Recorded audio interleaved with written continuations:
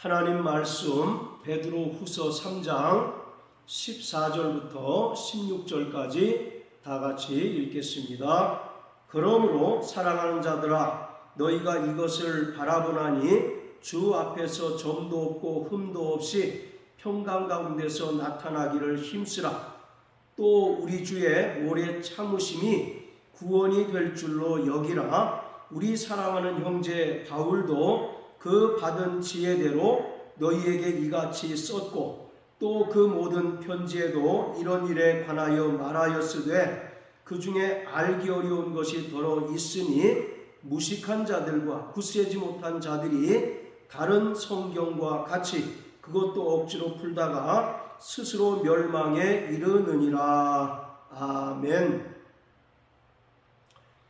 우리 주님은 평강의 왕이십니다.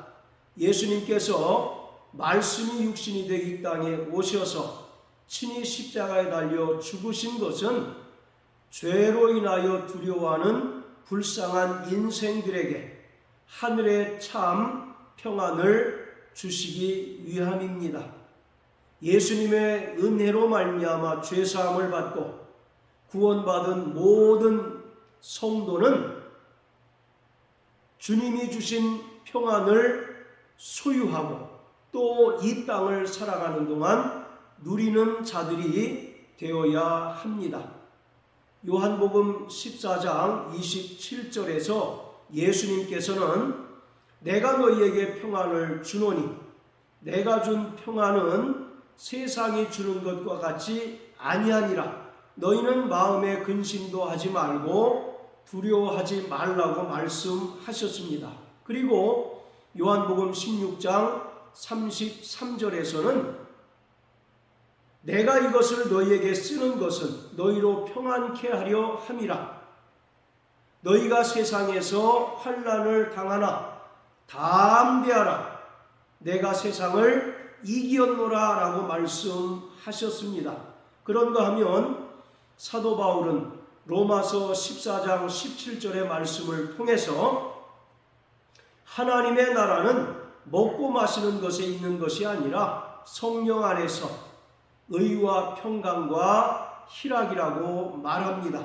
즉 예수님의 은혜로 말미암아 구원받고 또 성령을 통하여 하나님의 나라를 소유한 자들은 하나님의 의와 하나님의 평강과 하나님의 기쁨으로 충만해야 한다는 것을 말하였습니다. 주님의 재림을 소망하고 또 이 땅을 살아가는 모든 성도는 여러 가지 신앙적인 박해와 또 경제적인 곤궁함 그리고 애매히 당하는 고난으로 인하여 잠시 낙심하고 또 슬퍼할 수 있을지언정 결코 평안을 잃어버려서는 안 됩니다.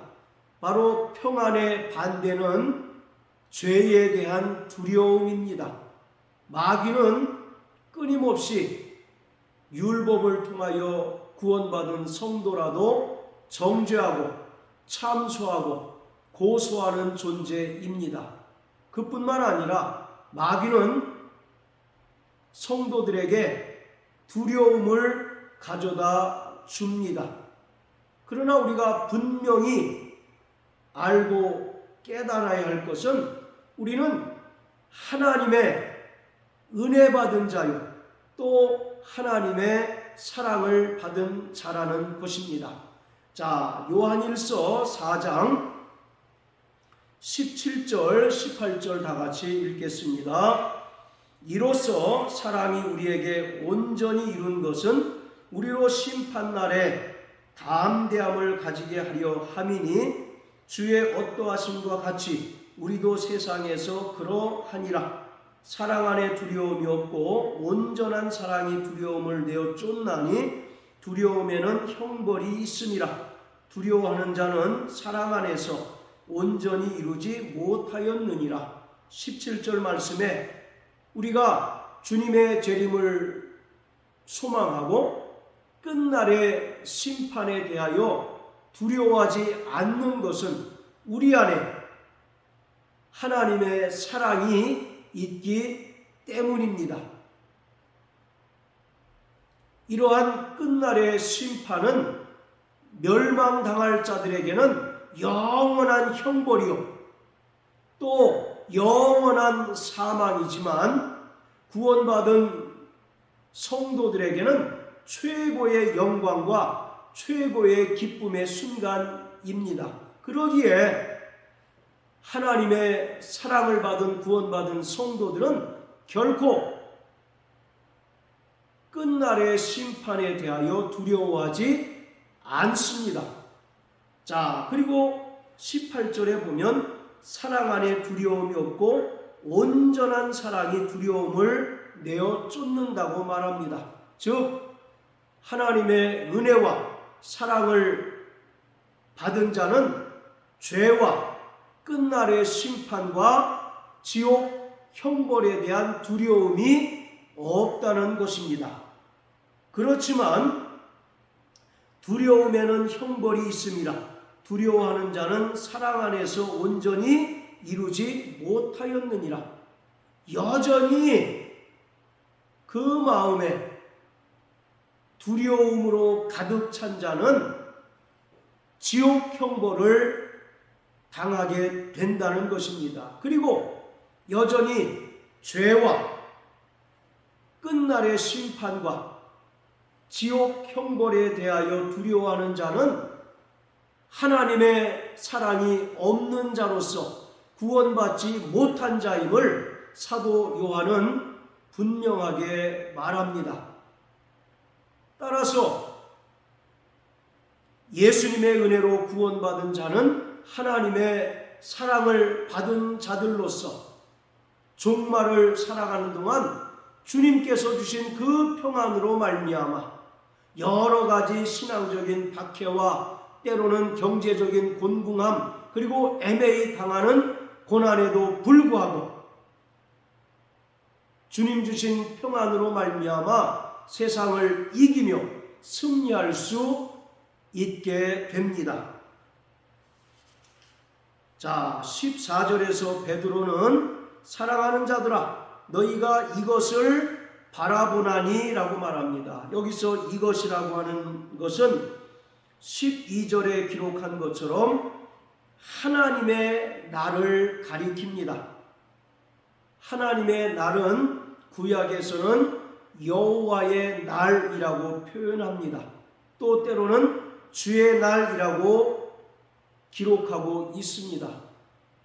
요엘 선지자는 여호와의 날이 구원받은 성도들에게는 최고의 영광과 최고의 기쁨의 순간이지만 하나님께 불순종하고 또 하나님을 대적함으로써 멸망당할 자들에게는 끝날의 심판이요 또 지옥 형벌의 날이라고 말합니다.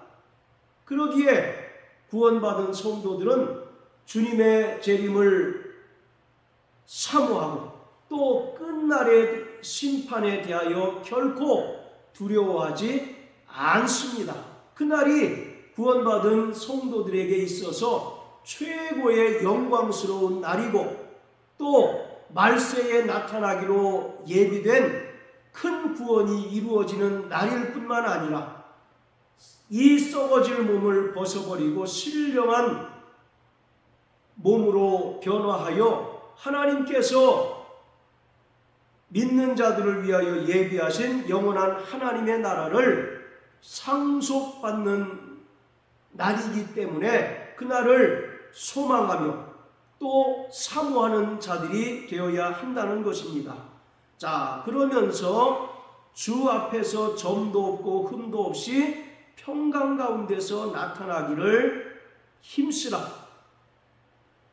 여기서 나타나기를 힘쓰라는 것은 하나님의 나를 맞이하라는 것입니다. 어떻게 맞이하느냐?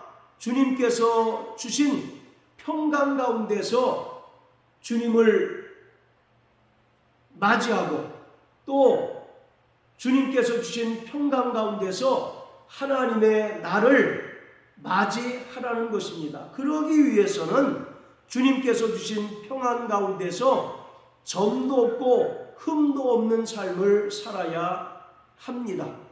여기서 점도 없고 흠도 없이라고 하는 것은 예수님의 보혈로 우리가 깨끗하게 씻은 바 되었기 때문에 이제는 성령의 인도하심을 따라 하나님의 거룩하심과 같이 모든 행실에서 거룩한 삶, 즉 성화의 삶을 온전히 살아가야 한다는 것입니다. 이러한 성화의 삶의 밑바탕은 철저하게 주님께서 주신 평강이어야 하고 또 주님께서 주신 평강 가운데서 영광 중에 주님을 만날 수 있어야 한다는 것을 말하고 있습니다.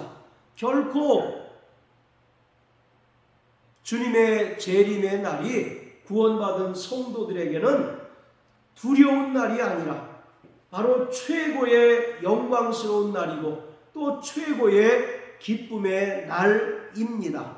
자, 그리고 15절에 보면 또 우리 주의 오래 참으심이 구원이 될 줄로 여기라. 즉 하나님께서는 어떤 이들의 더디다고 생각하는 것처럼 주님의 재림이 더딘 것이 아니라 오래 참으신다는 것을 기억하라는 것입니다.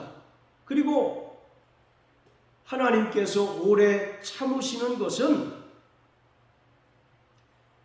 베드로후서 3장 9절의 말씀처럼 아무도 멸망치 않고 다 회개하기를 이르는 것이다 라고 말하고 있습니다. 그러므로 구원받은 성도들은 하나님께서 오래 참으시는 이때에 날마다 하나님의 어린 양 예수 그리스도의 보배로운 피를 의지하여 날마다 죄를 자백하는 삶을 살아야 합니다.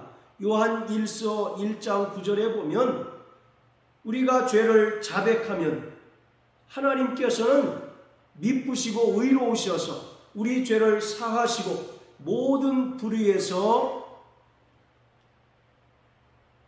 깨끗게 하신다라고 말씀하고 있습니다. 그래서 우리는 날마다 우리가 연약함으로 말미암아 육체의 정욕에 끌려 지었던 모든 죄에 대하여 하나님께 정직한 심령으로 자백함으로써 죄사함을 받고 또 불의에서 깨끗함을 얻는 자들이 되어야 합니다.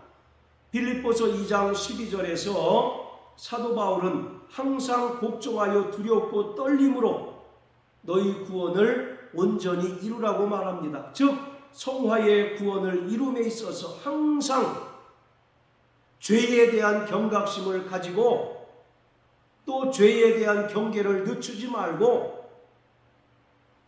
끊임없이 죄와 싸우며 또 끊임없이 어린 양 예수의 보혈을 의지하여 미쁘시고 의로우신 하나님 앞에 죄를 자백하고 또 회개하는 삶을 살아야 한다는 것을 말합니다. 그리고 15절 후반부에 보면 우리 사랑하는 형제 바울도 그 받은 지혜대로 너희에게 이같이 썼다라고 말합니다. 구체적으로는 어떤 책인지를 알지 못하지만 바울이 여러 교회에 보낸 서신들을 말합니다. 자, 그리고 16절에서 그 모든 편지에도 이런 일에 관하여 말하였다라고 합니다. 이런 일은 종말에 관한 이야기입니다. 당시에 거짓 선지자, 거짓 교사, 그리고 멸망케 할 이단들과 기롱하는 자들이 나타나서 종말에 대하여 또 주님의 재림에 대하여 거짓 가르침으로 인하여 교회를 혼란스럽게 하고 성도들의 믿음을 혼란스럽게 하였는데, 이것을 바로잡기 위해서 베드로뿐만 아니라 사도 바울 역시도 그가 직접 쓴 편지를 통해서 그들을 권면하고 더욱더 그들이 바른 종말 신앙을 가지도록 힘을 썼습니다. 그런데 그 가운데 알기 어려운 것이 더러 있다라는 것입니다. 그런데 무식한 자들과 굳세지 못한 자들은 그것을 억지로 풀다가 스스로 멸망에 이르게 되었다라고 말합니다. 여기서 무식한 자들은 영적인 지식을 온전히 깨닫지 못한 자들을 말하고, 또 굳세지 못한 자들은 그 믿음이 견고히 뿌리를 내리지 못한 자들을 말하는데, 이들은 거짓 선지자, 또 거짓 교사, 그리고 말세에 나타나서 기롱하는 자들을 말합니다. 그들은 종말에 관하여 사사로이 성경을 풀고 또 왜곡되게 성경을 풀어서 왜곡된 가르침으로써 교회를 혼란스럽게 하고 또 성도들의 믿음을 파괴시키려고 하였습니다. 그렇기 때문에 베드로는 이 말씀을 통해서도 구원받은 성도들이 진리 위에 더욱더 굳건히 서고 또 사도들의 가르침에 날마다 굳건히 서야 할 것을 권면하고 있습니다. 구원받은 성도들의 신앙의 길잡이는 진리의 말씀입니다. 거듭 말씀드리지만 성경에서 말하고 있는 예수와 또 성령과 예수님께서 전한 복음 외에 다른 예수, 다른 영, 다른 복음은 없습니다. 이것은 다만 어떤 이들이 우리의 믿음을 혼잡게 하기 위한 것이다 라고 말합니다. 그리고 이러한 자들이 주님의 재림과 또 끝날의 심판에 대하여 자기 스스로 사사로이 풀고 억지로 푼 것을 가르침으로써 진리를 훼손하고 또 교회를 혼란케 하였습니다. 그러기에 구원받은 성도들은 날마다 진리의 성령의 인도하심을 받아야 하고 또 하나님의 말씀을 주야로 묵상하는 자가 되어야 합니다. 그래서 거짓 선지자들의 그 왜곡된 가르침에 현혹되지 않고 또 그들의 유혹에 넘어가지 않도록 해야 합니다. 사랑하는 성도 여러분, 주님은 우리에게 세상이 줄 수 없는 참 평안을 주셨습니다.